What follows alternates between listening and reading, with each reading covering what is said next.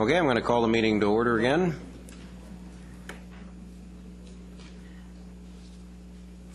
Ms. Clerk. Thank you, Your Worship. Item 1 are minutes of the regular council meeting held Monday, March 19th. The staff recommendation is that those minutes be approved. Moved by Councillor Reamer, second by Councillor Robinson. All in favor? Opposed? Carried unanimously. Item 2 are minutes of the Tri-Cities Homelessness Task Group meeting held Friday, March 2nd, 2012. The staff recommendation is council receive those minutes. Second. Moved by Councillor Rasmussen, second by Councillor Robinson. All in favor? Opposed? Oh, Councillor O'Neill.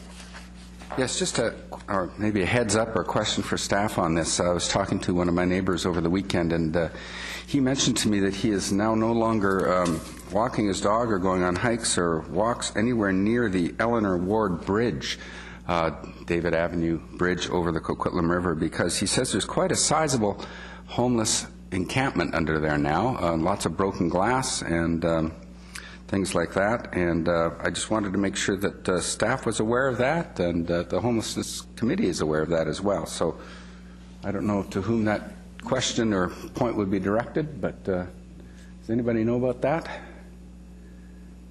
Lots of shaking your heads. Well, Your Worship, from Mr. Suzak. Yep, from the perspective of occupancy of city right-of-way or whatnot, we will look into what's going on at David Avenue Bridge from a public safety and also transportation safety perspective. Thanks. Thank you. The motion is the minutes. All in favor? Opposed? Carried unanimously. Next 3 items involve consideration of the agenda items from this evening's public hearing. The first item, Bylaw number 4290-2012, related to 812 Westwood Street. The staff recommendation is that Council give second, third, and fourth and final readings to zoning amendment Bylaw number 4290-2012. Moved by Councillor Reamer, second by Councillor Robinson. All in favor? Opposed? Carried unanimously. Next item, item 4, bylaw numbers 4291 and 4292, 2012 for 3429 Harper Road. Staff recommendations that Council give second, third, and fourth and final readings to City of Coquitlam Citywide Official Community Plan Amendment Bylaw number 4291, 2012. Moved by Councillor O'Neill, second by Councillor Asmundson. Councillor Robinson. Thank you. I do have a little bit of concern around pedestrian access. I'm not a huge fan of cul-de-sacs because I see them as barriers to getting people sort of moving, the flow of people. And it looks like we don't have any development yet just north of this site. And I just want to ask if staff can take a look when it comes time for subdivision to see if there's any opportunity in that cul-de-sac area for some sort of throughfare, or because it's a very big block from one end right through to that, to I guess Dayton Street that will go through. We've got that, the stream coming through, and if there's some way to create some pedestrian access somewhere in there, that would be great.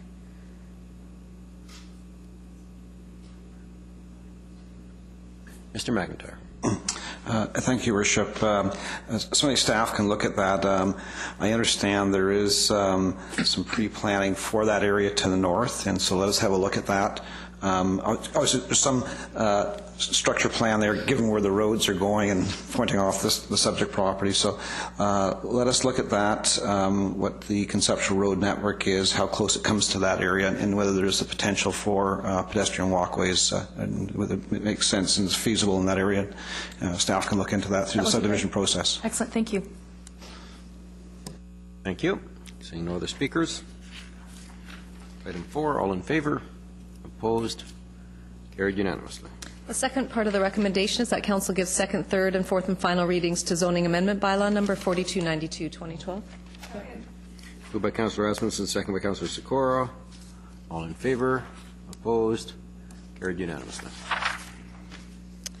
Item 5, bylaw number 4293, 2012 for the properties at 730 and 734 Dogwood Street. The staff recommendation is that Council give second and third readings to zoning amendment bylaw number 4293, 2012. Moved by Councillor O'Neill, second by Councillor Reamer. Councillor Reid. Thank you. I will move the zoning amendment bylaw, but I'm not at all excited about the form and function of the building. I think that it could be changed a bit and perhaps updated a bit. So, but for now, I I don't have a problem with the zoning. Thank you. Thank you. Councillor Robinson. Thank you. I'm going to support the zoning as well, but I heard some folks talk about, through the public hearing, about the requirement to put the needs of the community into consideration of this zoning change. And I think that's exactly what I'm doing, because part of the concern we have for the community is that we don't have good public transit, and that there's a lack of amenities, particularly in the Coquitlam area. And unless we actually do density in that area, we're not going to get any of that. The other impact is that if we don't start looking at ways to do density in our established neighborhoods, our children won't be able to afford homes. They just won't. They're going to have to move out of, certainly out of the city, and perhaps even out of the province. So from where I sit, I actually do think increasing density, and I think this is what I would call more sensitive density, because they actually could go to a higher density. I am going to support it because I do think it's appropriate, given that it is where we will have rapid transit, and that's the road we started on years ago when the Evergreen Line, we knew the Evergreen Line was coming, that wherever their stops were going to be, is we were going to see more people living in the area. So while I recognize that some people are concerned about it, I think this is a road that was started a long, long time ago, and I think we need to continue moving down, and I think it'll actually be a fabulous community. Thank you. Thank you. Councillor Nicholson. Thank you, Your Worship. I'm in the same position as everyone else who's spoken. I'm going to support the zoning amendment. I have some issues with the form and character. I think this building could be a lot more sensitive to its surroundings. The point was made that it's part of the transition, it's part of the change. And I think the change needs to be a little less abrupt. I look forward to seeing what comes to us as development permit, and I'll be looking at that fairly hard. But I do think that it fits with the Coquitlam neighborhood plan as it stands. I won't attempt to predict where the Coquitlam neighborhood plan is going, but less density is not a likely outcome. We have transit coming, we need the transit, and we need to support the people, and we need affordable housing. And density is one of the keys to affordable housing. What we see as maybe affordable now would have horrified me when I was buying my first home, but my grandchildren are going to be telling the same story, I suspect. So that's my position. Thank you. Thank you. No other speakers. Motion is second and third reading. All in favor? Opposed? Carried unanimously. Item 6 is final reading to zoning amendment bylaw number 4289-2012 and development permit authorization for a 4-story commercial office building in the Mayardville neighborhood at 837 Lougheed Highway. The staff recommendation is that council give fourth and final reading to zoning amendment bylaw number 4289-2012, and 2, approve signing and sealing of the associated development permit and authorize the mayor and city clerk to execute the permit on behalf of the city of Coquitlam. Moved by Councillor Sikora, second by Councillor Reamer. Councillor Nicholson. Thank you, Your Worship.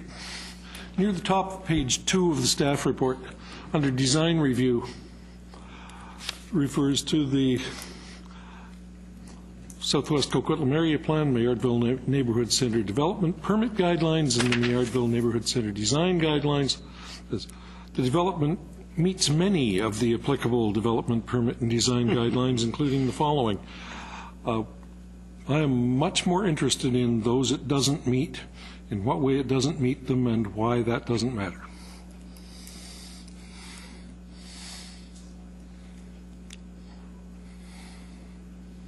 I'm going to take that as a question. Yes. Thank you. I tried to raise my voice toward the end. Just to I heard it. It was subtle. Yeah. Mr. McIntyre. Yes, Your Worship.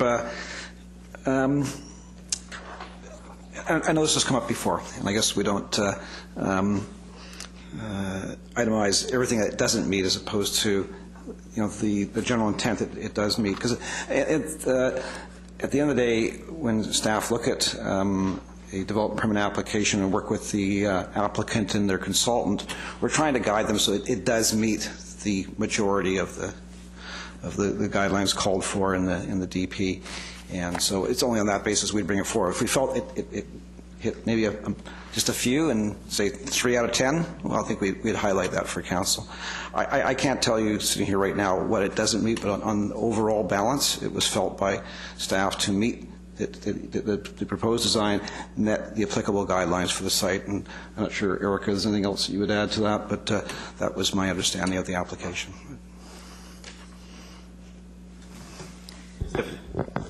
Your Worship, staff are satisfied that this application does meet the development permit guidelines.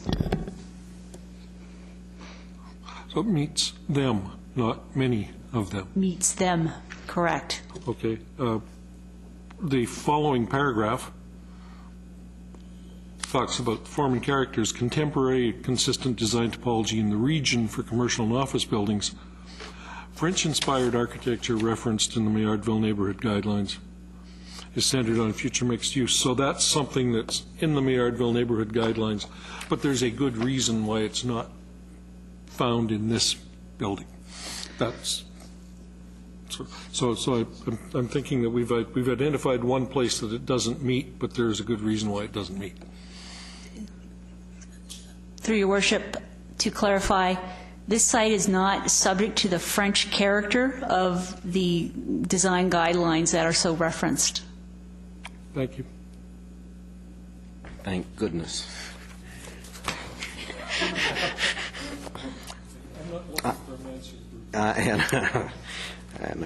Don't get me started on mansard roofs. Okay. Councillor O'Neill. Yes, I just want to say that I support this for many reasons, not the least of which is that right in the conclusion we see that this proposes employment-generating use which will create approximately 188 jobs. And that's not only good for that building and that company, but it's also good for the entire revitalization of Maillardville, because that means there's 188 people, a good portion of them going out and looking for coffees and lunches and things like that. And so this is an important development, and that's one of the major reasons I support it. Thank you. Thank you. Councillor Asmundson. Well, thank you very much, and I'm glad Councillor O'Neill brought up that issue. We've been wanting to encourage more job growth here, but that site, I think, as Councillor Sikora met at an earlier meeting, has been vacant for a long time. We finally have something going on that site. I think this is a good development by the proponents here, and I'm looking forward to it to be built and on that site. So I'm supporting this. Thank you. Thank you. Councillor Reamer. Thank you. I, too, am supporting it, and am very delighted, actually, that we have all of this new office space. It's been a long time coming. We've had a tremendous shortage of office space in Coquitlam, and I'm thrilled with this development. Thank you. Thank you. And I will add my 2 cents worth. I'm not one that believes that a building creates jobs except for the construction. This building, though, will house those jobs, and it will create tax revenue for the city, but more importantly, it will create a sense of vibrancy in that area, or add to the sense of vibrancy that we currently have and that we've been working toward for a number of decades, and I think we're finally getting there. I'm so pleased to see this site taken up with what I think will be a very successful building. So I'll be supporting it. Okay, that's it. All those in favor? All those opposed? That motion carries unanimously. Item 7, proposed Coquitlam Community Greenhouse Gas Reduction Strategy. The staff recommendation is that Council 1, support the action path set out in the proposed strategy, and 2, direct staff to monitor and report progress to Council at 2 to 4 year intervals as appropriate. Moved by Councillor Asmundson, seconded by Councillor by a laughing Councillor Robinson. Okay, Councillor Reamer. Thank you. When you say 2 to 4 year intervals, you're saying it could be 2 years, it could be 4 years, it could be 3 years? I think I would much prefer to see that every 2 years myself. What is the reason you chose 2 to 4? Through Your Worship, the 2 to 4 year intervals relates to the availability of data.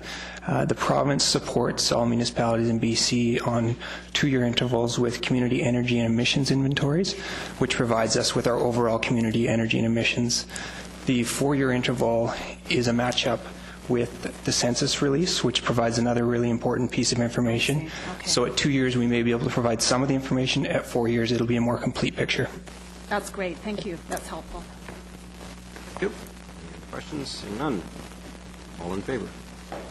Opposed? Carried unanimously. Item 8, demolition permit process improvements. And we do have introduction by our city manager and comments from our general manager planning and development and general manager engineering and public works. If I could just make some very brief introductory comments. This is an example of a process review that on the surface looks like it should be relatively simple, but the more you get into it, often you uncover things that you initially didn't encounter. We first identified this as an process that needed improvements well over a year ago. Council may have received complaints themselves in terms of delays of a developer who wanted to get a demolition permit, and there was always delays in terms of the process by which we capped and replaced city services. It was identified as something that needed review, and we did a number of reviews. The first review was a high-level review, just looking at the paper-type processes, and it involved both engineering and planning to a significant degree, and both of those departments should comment a little bit on that. But the only thing that I'd like to highlight is on the surface, that initial review looked like it would get at the issues, but it really failed to get at the nub of a number of other issues. And it wasn't until we got much deeper into the process and actually involved the folks that actually did the work out in the works yards and those kind of things and started asking ourselves some core questions about not simply how can we do this better, but why are we doing it, and is there a different way of doing it that we looked at this review with different eyes. And so those are the only comments that I would like to make in terms of it's been a very long review. It's in-depth review. There's many different ways of dealing with these issues, but I just wanted to acknowledge the cross-departmental nature of it and the complexities that go along with that. But I think both Jim and Bill should provide some comments because they were more involved in the review than I. Mr. McIntyre. Thank you, Worship, and thanks, Pete, for those opening remarks. As the city manager mentioned, it's one of those corporate processes where it may start with someone coming up with a counter in the building permits division, but really then it's dealing with engineering service staff down the other end of the counter who then are working with our public works people over the works yard and then the contractor on site. So it's just one of those processes that goes across departments and different areas within those departments. And so it was really following that chain back and going through that really critical review. That's what took some time. And but first, I just want to be clear. There is an attachment to the report that sort of explains what these services are, and these are the lines that come off the mains that are owned by the city. The service goes up to the property line, and there's a private line from there that goes into the onto the property in the building. And where this comes to surface, kind of pardon the pun, is with a demolition permit application. And we're starting to see more and more of those, particularly in southwest Coquitlam, where some of the older buildings are now reaching the end of their economic life and useful, safe life, and they're being proposed to be replaced. And so the property owner applicant wants to come in and demolish the existing building and get on with building a new structure, because you don't want something sitting there vacant for a while. It's a danger, it's a possible fire threat, and so on. So there's an urgency in cleaning off these sites, and so therefore the demolition permit process is quite critical to the property owner and applicant. Our system, our long-established system, linked that demolition permit process with the capping of the services and then the replacement of the services as well. And, all made good reason in its time if the city approaches it as having the utmost concern for the safety and security of the utility systems. What it did, though, is it introduced some delays, and inordinate delays in some cases when staff got busy on other higher priority work, to actually do that work ourselves in-house. And so this is what we've really come to grips with through this process review, is looking at basically who's doing what when, and getting the right sequence there so that the services can be capped off, and it's then safe to demolish the existing building, get on with that piece of work. At the same time, the city will come back in due course in a timely manner and renew the service connection if it's greater than 20 years of age. If it's less than that, we could consider leaving it in place. And for that service, charging a fee, which is pretty much consistent with other municipalities around the Lower Mainland we checked on, and also the approach, too, of sort of divvying up the division of labor between the builder and municipal forces. We found it was consistent with how other municipalities treat this. So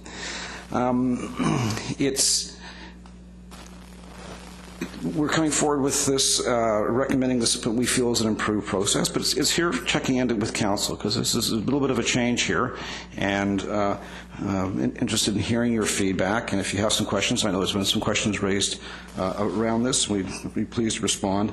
And what we're proposing is then to take this out to the development community and the builders to get their feedback as well. So we hope council supports it, but if you do have some questions, by all means, we'd be pleased to respond. And Bill, I'm not sure you want to add on to that? Mr. Suzak. Thanks, Your Worship. Just building on the fundamental whys that Pete mentioned, I'll be very brief. One of the surprising things that we discovered working through this process is that the city, for years, for a long time, has been spending an inordinate amount of energy trying to save, 30, 40-year-old services or whatnot, and we just feel that it's good practice to have those services renewed if they're, older than 20 or 25 years. That's one of the founding principles of the direction that we're going in. There's all kinds of good reasons why that should happen from an infrastructure management perspective, and that's why the first recommendation is before you, to really shift the way we think about service connections to a new service renewal rather than trying to save old services. Thank you. Thank you. I had expressed some concerns specifically, well, part of it was the editorializing. I don't like processes that are identified as improvements in the title. I think they're intended to do some improvement, but there are also some costs associated with those things, and so it's just a semantic discussion, perhaps. On page 3, in the middle of the page, that's the beginning of this, or middle of the third paragraph. The practice in Vancouver evolved over many years ago because of their infrastructure and redevelopment history. In fact, it's not entirely accurate, not entirely complete. The practice in Vancouver, at least on the water side, evolved because of their imposition of mandatory sprinklers and the requirement that they need a bigger pipe, and therefore the city ended up on redevelopment applications which involved sprinklers. The city paid for the larger pipe. There was also a separation of storm and sewer, storm and sanitary, that was necessitated at the development stage. So there was different imperatives, and there are different imperatives in different communities. In Coquitlam, I would hate to see a system where we kind of automatically throw out a 20-year-old system of connections because, while it may still have 40 years life, there's someone that can pay for it now, and in 40 years no one will be around to pay for it. So we end up perhaps imposing a bunch of societal costs and therefore a bunch of environmental costs on the replacement of perfectly good service connections simply because of the timing. And so I'm pleased to hear the 20-year date. I want to make sure that as we examine the one table that's really important to me is page 6. We're essentially adding, in some instances where there weren't 3 service connections being replaced, we could be adding $18,000 to the cost of some types of development, or $15,000 to some types of redevelopment proposals, because we're not evaluating the condition of the services. None of the costs we ever impose on housing are more than about $15,000. But you add a few of those, and eventually you've stepped up the cost of housing, and particularly as we try to densify. If, for example, we add some of the housing density options envisioned by the Housing Choices program, is that was my first question, would that trigger the service replacement, or does that simply allow us to evaluate the service capacity and determine from there? Mr. McIntyre. That's a very piercing question, Your Worship. I will try to respond at first, but with me tonight is Jim Bontempo, one of our building permits division managers, and Jim deals more directly with the servicing requirements around building permit applications, so he probably can better respond. But just firstly, with housing choices, you recall, there's sort of a range, there's sort of a menu of choices. There's everything from duplexes to attached units, say 3 or 4 units. So it would depend, I think, on the nature, the form, and character of the development. If, say, for example, this was a duplex, you'd probably have the services going in, and in that case, we would fall back on the, if the existing service was older than 20 years, we'd probably want to see it replaced. But also, it would be could be triggered by the applicant themselves, in getting the right depth of service relative to the basement elevation of the building they're proposing. There's that about it. Now, with some of the other housing choices, if you get, say, 3 or 4 townhouse units grouped together, clustered together, it may make more sense to have a single service coming into a meter for that. And so that would, again, trigger the need for an additional service. So I guess it depends on various levels. But I don't know, Jim, is there anything you could cast for the light on that one? Yes.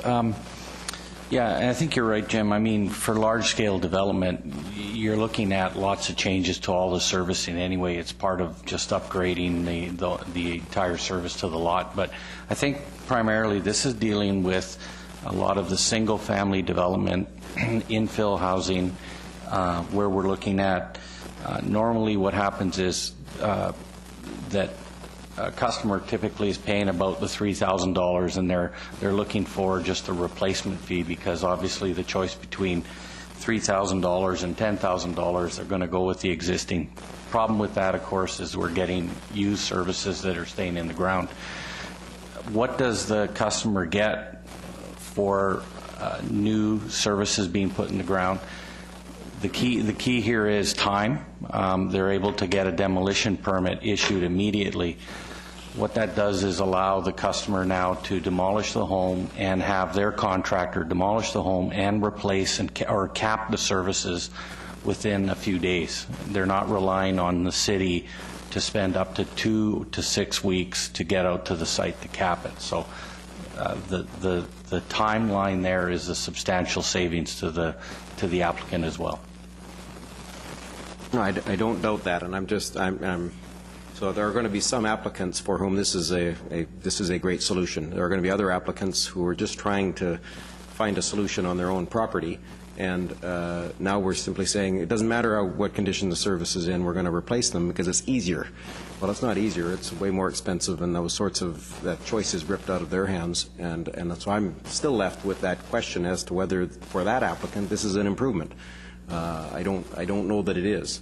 I don't know whether the program could, for example, say, if time is of the essence, you pay your $15, you cap your services, we'll come in and replace them, and that's good. If time isn't your big issue, if the 8 weeks doesn't matter too much to you, the other process applies, and therefore the city really has that flexibility built into its system to allow the evaluation of a 20-year-old service to see whether, in fact, it's still got 60 years left in it, which I assume that our services are designed for the 80-year typical life of a house, and so it's replacing it 1/4 or 1/3 of the way through its life just because it's convenient is a frustration that I have. You've hit a sore point with me, so and I recognize that we're all trying to work through to find a solution to the same challenge. Jim? Certainly, I mean, the mayor and I had an interesting debate this morning. The mayor knows more about replacement of services than most mayors I've ever run into because, of course, he worked in the industry and is very, very aware of it. He is absolutely correct in terms of the previous systems that some other municipalities, and we're talking about Vancouver here, evolved for a variety of reasons. And the reasons in the water side, there was the sprinkling system, and Richard knows this very well because he was a consultant to the development industry at the time, trying to stop that process from going through. Right, and rational solution. Yeah, and you know, in the debate this morning, you know, the same other tangential reasons were why the City of Vancouver has this kind of system, and that they were going from a combined system to two separate systems. But once that system is in place, it does go a long way to assisting in infrastructure management and funding infrastructure, and it does put more of the costs of replacing the infrastructure on the development industry as opposed to the city taxpayer. And that's really part of what we're talking about here. When is the appropriate trigger? And maybe the 20-year trigger that was included in this report is too restrictive. Maybe it should be 30 years. Maybe it should be a higher number. And I think one of the things we can do going forward is we have asked for or recommended that we get comments from the development industry. And if it is a significant concern, we should potentially adjust that. Potentially we should adjust the system to give some choices in terms of one of the ideas would be what the mayor just suggested in terms of allowing an individual applicant a choice one way or the other. But at the end of the day, one of the goals is to sort of keep our infrastructure upgraded so that when we go to replace the water main or the sewer main, it's not as costly for the city taxpayer to deal with that. And there's many nuances to these kind of things, and so and that's what I mean by when you do these reviews, there's a number of different layers of looking at it. And so what I potentially would suggest is that we accept it in a very preliminary state, send it out to the development industry and see what their concerns would be as per one of the recommendations, and we can always adjust it if there are significant concerns in that regard. Okay, I'll wrap up my comments because there's a couple of other councillors that want to comment. So I would be interested in adopting recommendation 3, which is go out to the development industry. However, a lot of my concerns, I suspect the development industry, those aren't their concerns. The individual homeowner that may well be contemplating work on his property might find himself more concerned with some of these issues. And lastly, automatically what's going to end up happening, of course, is any redevelopment means we tear up the road. Even if we just paved it, we tear up the road and we replace that service connection that didn't need to be replaced at that point necessarily. And it just happened to be that that's because we just repaved the road. So, Councillor Nicholson. Thank you, Your Worship. I had 2 or 3 things that I wanted to talk about, and you created 3 or 4 more for me, so now I'm trying to reorder where I'm going. I guess I have a fundamental question to ask. Does the choice between a reuse philosophy and a replacement philosophy actually drive whether or not the timing of capping and the choice as to who does the capping?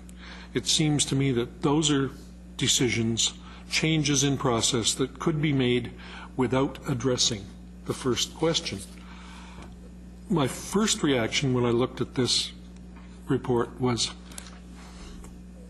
we're talking about a replacement process. Adopt a replacement philosophy that helps to address an aging infrastructure issue and all that great stuff. It seems to me that we've got miles and miles and miles of pipe lying in the ground, and here and there it connects to a building, a house, whatever. The suggestion that we adopt a replacement philosophy with respect to the connections somehow suggests that the life of the connection is expected to be a great deal shorter than the life of the major pipe. Well, it seems to me that if we're going to replace connections in their entirety, because somebody's redeveloping a particular site, I must admit I didn't get as fancy. I didn't think about the third item on the public hearing tonight, where 2 single-family lots turn into 22 townhouses. But if my single-family home is getting knocked down and we're building something nicer and maybe with a granny flat in the back or who knows what, to go to the replacement philosophy means I'm now going to have new pipe all the way to the middle of the road.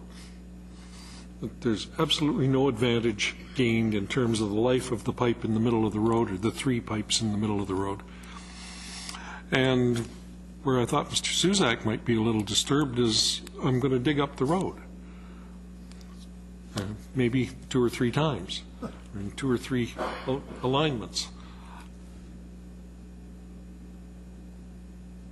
I'm having a lot of difficulty seeing the replacement philosophy as being necessary in making the kinds of improvements that we're looking at and improving how quickly you can get a demolition permit, how quickly you can get the stuff capped off and ready to reuse, ready to reconnect, and to put the new project online.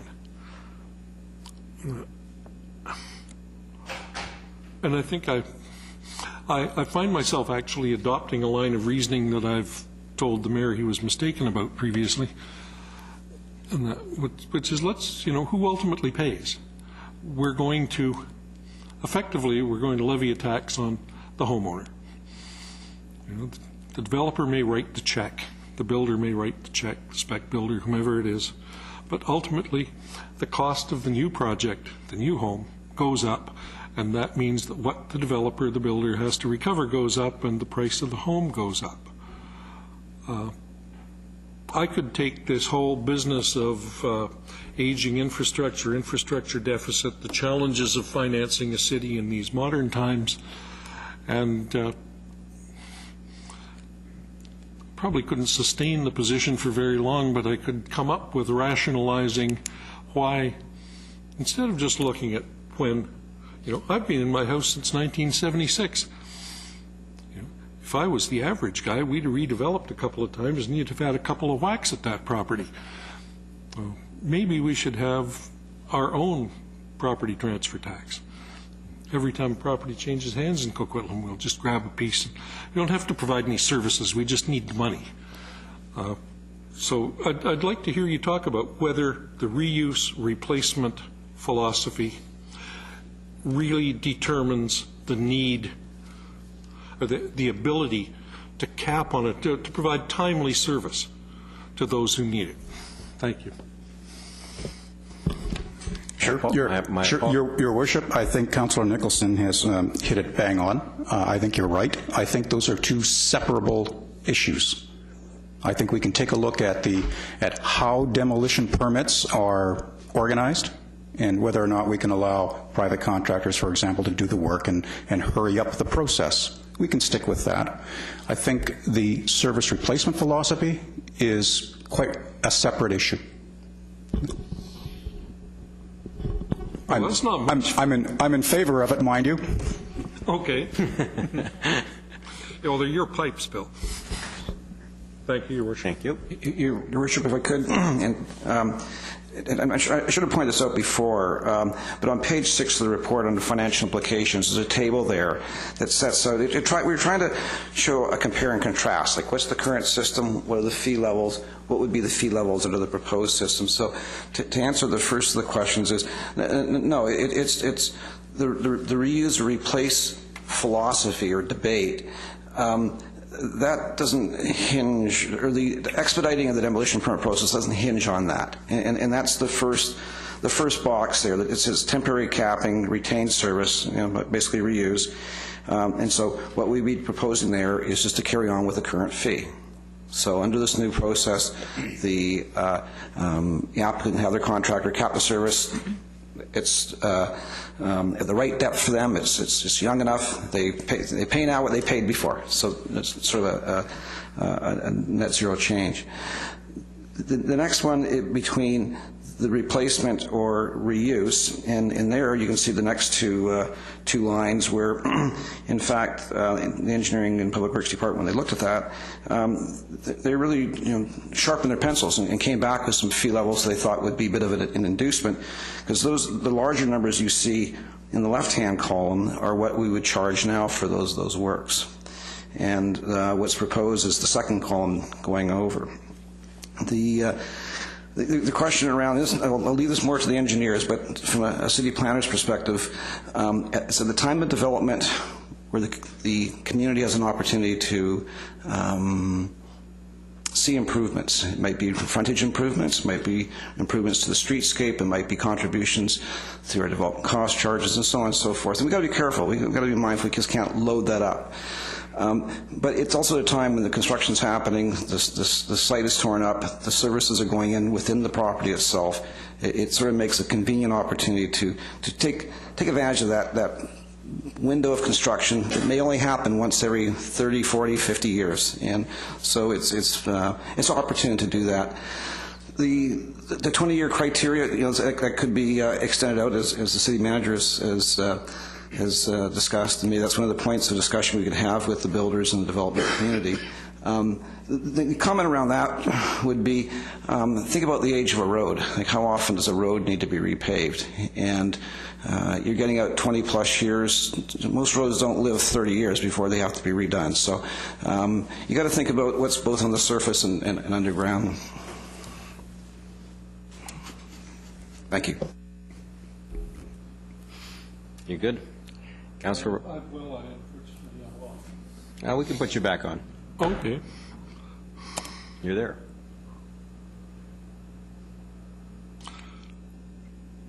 One way that I could read the page 6 table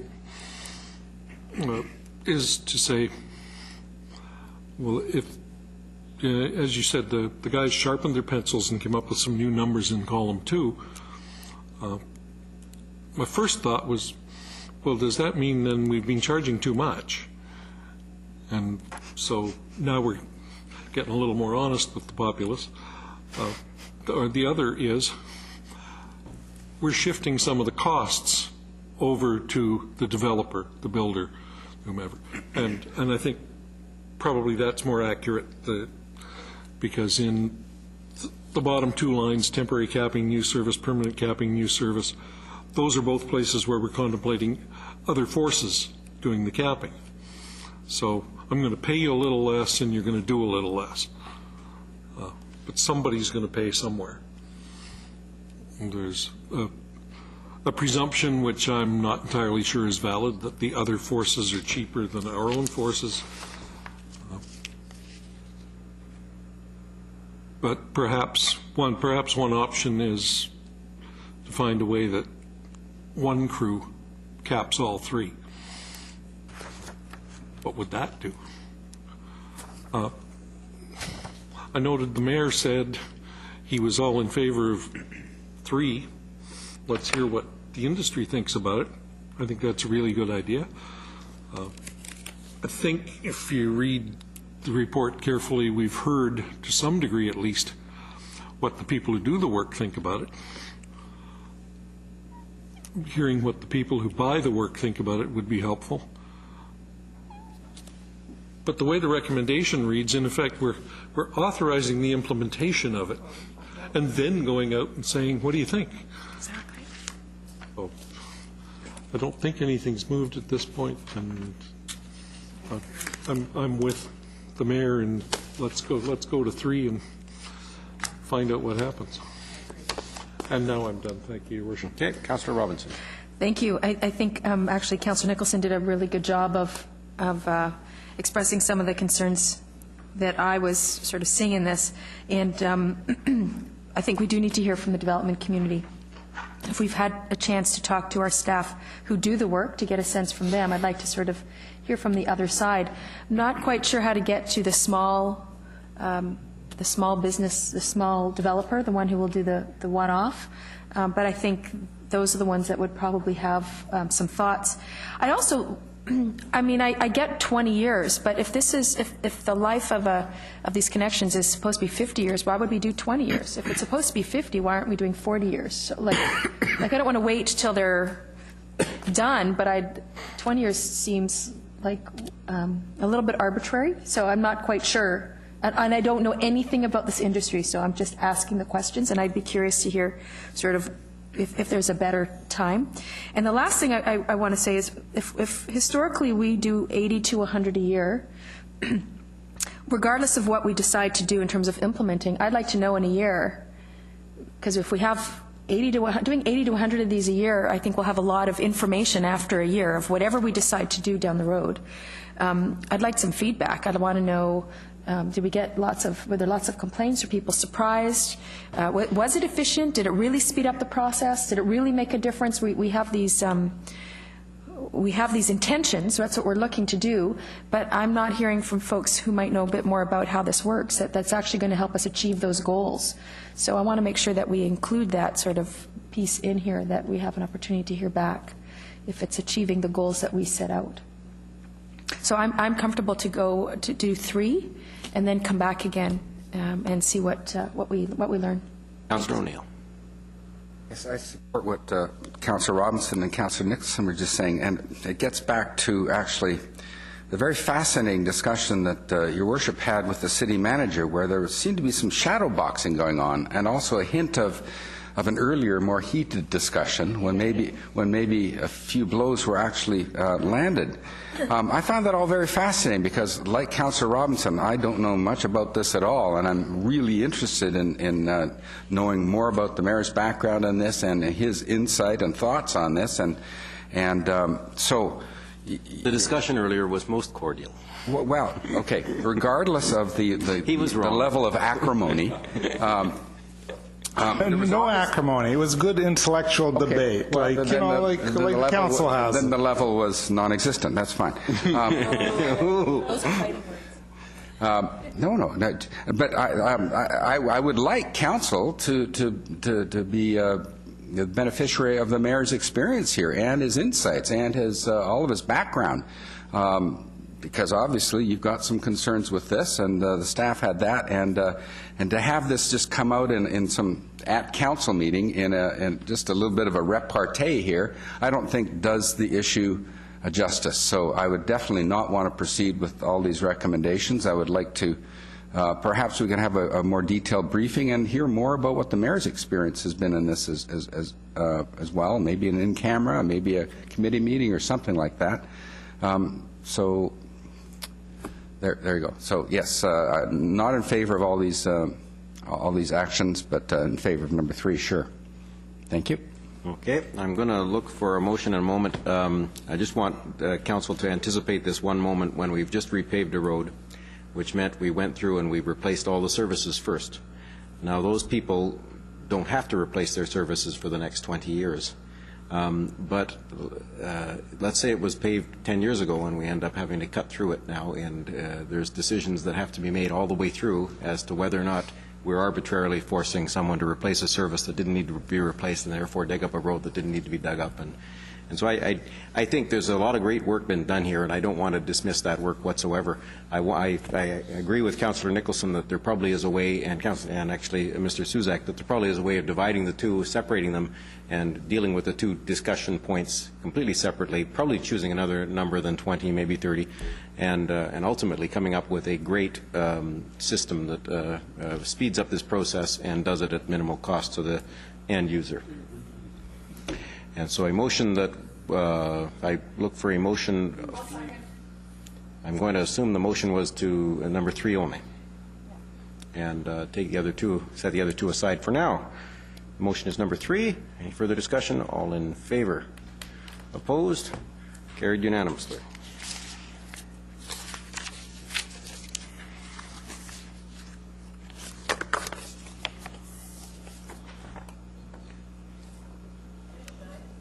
Ms. Lohr, your microphone. Item 9 is the 2012 Spirit of Coquitlam and Active Grant Program. Staff recommendations that Council approve the 2012 Spirit of Coquitlam and Active Grant Program, application criteria, application eligibility, and timeline. Moved by Councillor Reid, second by Councillor Nicholson. Councillor Robinson. Thank you. I do have a question about the measurable outcomes that we've been asking for, and I just want to, surprise, surprise. So I just want to get a sense: are we getting good reports, and is the money that we've been handing out meeting the targets and having the impact we're hoping it has? I can only speak to the ones that are coming, and it depends on what the application is for. But we will definitely hold them to what are the outcomes, and make sure there's a link back and a report back to that. But historically, we've already been asking, and haven't we? I think we have. We have been asking for reports and asking for measures, and I just want to get a sense of: are they able to do that? Is it, are there community? Is our community? Do they have the capacity to do it, and are they able to measure it and having the outcomes that we were asking for? Yes, perhaps I can add to Mr. Needham's comments. Over the last number of years, we have been asking for that information, and the groups have really stepped up and responded and are providing good evaluation reports that are on the record. And we do find the capacity is there in the community. They absolutely understand the goals of council and their responsibilities to be accountable for the funds that they're using. So we have seen significant improvement. Great, thank you. Thank you. Councillor Reamer. Thank you. Part of the funds that are already spoken for in 2012 is money for multicultural. And I'm just needing a bit of a refresher to my memory here. Are those funds for implementation of our multicultural strategic plan? Mr. Needham. What's the $27,000 for? To the best of my knowledge, that's for the Welcome initiative that was in place. So yes, it is. It's for that event. Was that for last year's Welcome to Coquitlam event? Because we haven't yet. There is a report coming to council for 2012's Welcome event. So council hasn't yet approved a 2012. So that's why I was wondering. There is a training component also involved in that. So this comes from finance that has already been approved in the budget.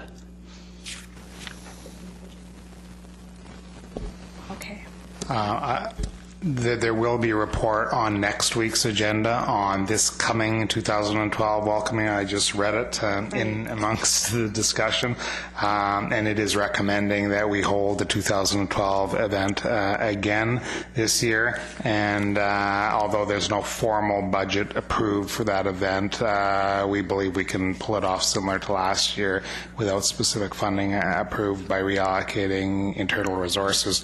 These grants were over and above the staffing costs to run the event in terms of a different aspect of it and should be viewed separately.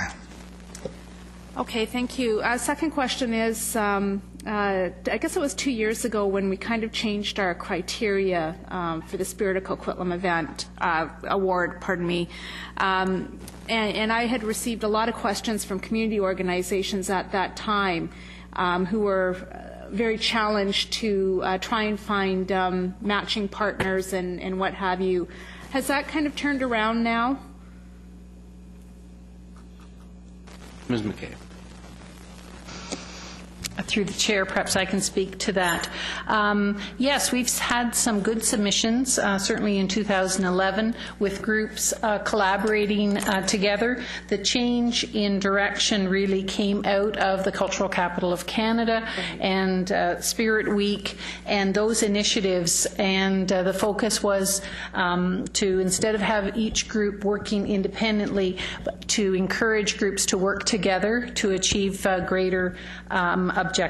And we have seen some very interesting submissions, and you can see from the attachment some of the grants that were issued in 2010 and 2011 that did speak specifically to that collaboration. That's wonderful. Thanks very much. Thank you. And Councillor Nicholson. Thank you, Your Worship. The application eligibility and application criteria, as I recall, the application criteria are absolutes, The application eligibility is the basis on which staff rank the applications. So I guess I would observe, in thinking what Councillor Reamer said, that collaboration with other organizations may be difficult to achieve, but an organization's application that scored very high on contributions, matching funds, measurable outcomes, financial and volunteer sustainability, could find themselves in the winning range at the end of the day. The 60% Coquitlam resident ratio appears in the application criteria, which we've just agreed was an absolute. But I don't want to say I agreed it was an absolute. I asked if it was an absolute, and you said yes. And then under application eligibility, beneficiaries must be 60% plus Coquitlam residents. And then we have the note that organizations with less than 60% may be prorated. And I'm first of all going to assume that that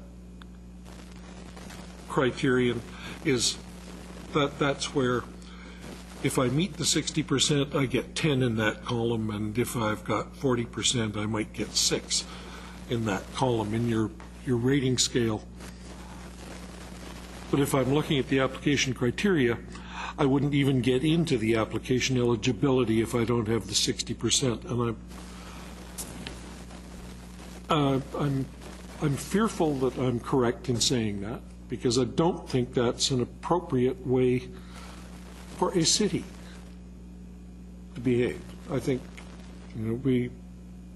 that's a little bit provincial, a little bit three corners BC. In many ways, we wish to be a city. We want to be the big guy. We're all grown up now, and that.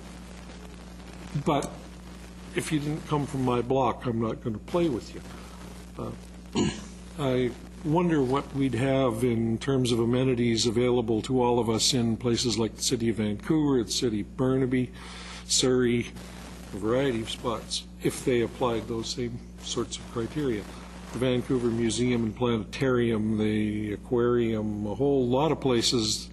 I don't think anyone cares whether, in fact, they'd be quite happy to have substantially lower than 60% of the people who come and take part in the programs and view the exhibits not from Vancouver, not from the home municipality. So I'm a little challenged by this 60% resident as an absolute criteria. And I'm looking around to see whether any of my fellow councillors share that view. Yeah, well, I knew you may. Well, I think the museum might welcome the guests from afar, but they wouldn't give them a grant. No, but I suspect the City of Vancouver would give them a grant, even though many of their visitors come from afar. And they'd be happy to have them coming from afar, because they'll stay in the hotels that we don't have yet. And I just wanted to get that in there. I will still support the proposal. Okay. Thank you. There is an answer, apparently. Mr. Needham. Through the chair, just to clarify, there is an understanding that the must is if there's good applications, and the note in dealing with staff, I asked the same question, and if there aren't adequate applications, we drop down to the note for the proration. Also, apparently with the money that comes in, it's from the casino, which mitigates the issue of the Coquitlamites, and that was the compensation for us taking on the casino funding. So there's that way that they've managed that, and so we do look to do the 60%, if at all possible, which has not been a problem in the past. We've actually always had applications that meet that. Thank you. Thank you very much. Are there any other questions? Seeing none. Motion. All in favor? Opposed? Carried unanimously.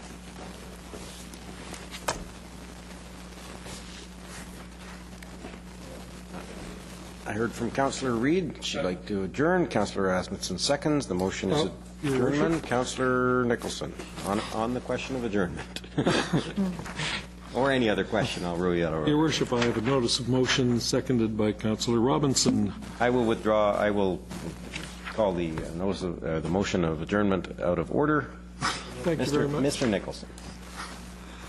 We've all had a copy, I think, of this letter from the village of Belcarra, providing us with a copy of the motion that they passed, and that's the motion that Councillor Robinson and I proposed, that Council write to Nigel Murray, CEO Fraser Health, to request that Fraser Health engage with the Northeast Sector Municipal Councils to consult with them on the Eagle Ridge Hospital Master Concept Site Planning Review. Okay, I suspect that you might get acquiescence on removing the notice of motion and asking us to waive procedure. I would ask that you waive procedure here. The motion is waiving procedure. Is there a seconder? All in favor? Opposed? That was moved by Nicholson, seconded by Robinson, and it carries unanimously. The motion before us can be voted on tonight. You want to pass it around? Good, Lou. You just agreed to it. Okay, there's a point of order, I believe, from Councillor Sikora. I don't know a point of order, but Mayor, I think, you know what, the notice of motions that normally takes 2 weeks, what's the urgency of this one? What's the urgency of this one that we cannot wait for the next council meeting? I'd like to know that, because, you know, there's certain things that we favor, there's certain things we don't. Either we have a policy, a notice of motion, or we don't have a policy, notice of motions that somehow it can be voted on today. You know, let's make it, you know, like I mentioned before, cut out the notice of motion to serve a motion, and we vote on every week as council members wish. But, you know, I don't think we should pick and choose. And I've got nothing against this one. I think it's a good one. I have nothing against it. But, however, you know, I think a policy is a policy that we do have there. Yep, so, and I can read you the policy. It says that council may, by vote, waive the requirement for notice. I think all of the council members received notice effectively by virtue of the letter from the community of Anmore, and I understand that, Mayor. well, you asked the question, so I was just going to answer. This is actually in our policy. Our policy does envision the possibility of waiving the notice requirement. And since this relates to a planning process that is underway, I think there is a measure of, yes, if not urgency, at least importance that we be timely. So I will. That's why I supported the motion to waive, and as did you. So the motion is before us now. All council members have a copy of it. It reads that council write to Nigel Murray, CEO Fraser Health, to request that Fraser Health engage with the Northeast Sector Municipal Councils to consult with them on the Eagle Ridge Hospital Master Concept Site Planning Review, which is now underway. Any further questions? I see Councillor Robinson. It's not related to this. Not on this. Councillor Nicholson won't be on this. Councillor Sikora won't be on this. Councillor Reid. No, okay. The motion is before us. All in favor? Opposed? That motion carries unanimously. Councillor Robinson. Councillor? Yeah, Councillor Robinson. This is more of a request that we received from the New West and District Labour Council, and it's in the context of the Karen Armstrong Compassionate Cities event that Councillor Nicholson, Councillor Reamer, yourself, Mr. Mayor, and myself attended. It talked about how do we make our city more compassionate and our policies. And we received a request to consider having a minute of silence on the Monday before the April 28th Day of Mourning event. And I just want to know if that would be possible for us to schedule that. We all received the letter, and I just... We do honor that as a matter of course, but there would be nothing wrong with council supporting it publicly. But in a matter of course, Ron Price coordinates that, and we do honor that minute of silence. Great. I just don't remember it in the past, so I want to make sure that it gets scheduled in there. We've done it every year to the best of my recollection, and that is one of the elements. I should, now that Councillor Robinson has brought it up, yesterday I also attended at the Ismaili Centre in Burnaby, same speaker, on the same subject, different context, the context being the potential that the Muslim community is going to undergo increased challenges related to Islamophobia, essentially, and the challenges post 9/11. And it was a fascinating dialogue, primarily with church leaders of everything from Judaism, Buddhism. There was church leaders from every culture that I could imagine seemed to be in the audience, and all assembled by the Ismaili Council and by Compassion, Greater Vancouver Compassion, and others. And it was absolutely wonderful to see it. SFU was again involved on the dialogue side. Some really great programming that I know the other councillors who were there felt the same as we deal with these sorts of issues. Okay. Did you have something, Councillor Segar? No, I said, is there election in the air? No, this issue is more important than that, but thanks. Okay. Moved by Councillor Nicholson, second by Councillor Robinson to adjourn. All in favor? Opposed? Carried unanimously. We'll have our